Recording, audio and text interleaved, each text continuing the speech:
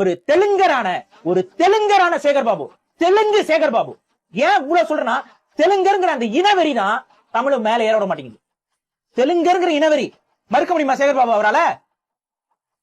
வேற என்ன காரணத்துக்கு நீங்க மறுத்து வச்சிருக்கீங்க, என்ன தடுத்தீங்க?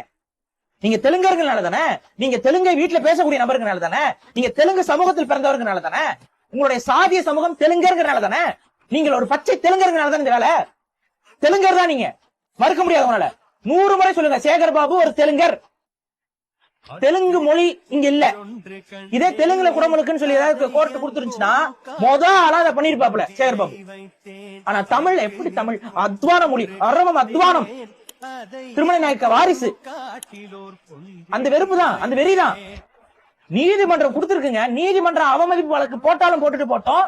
நான் தமிழை கோபுரம் ஏற விட மாட்டேன்னு நினைக்கக்கூடிய தெலுங்கர் சேகர் பாபு நீங்க அம்பலப்படுத்தும். குடமுழுக்குன்னா என்ன?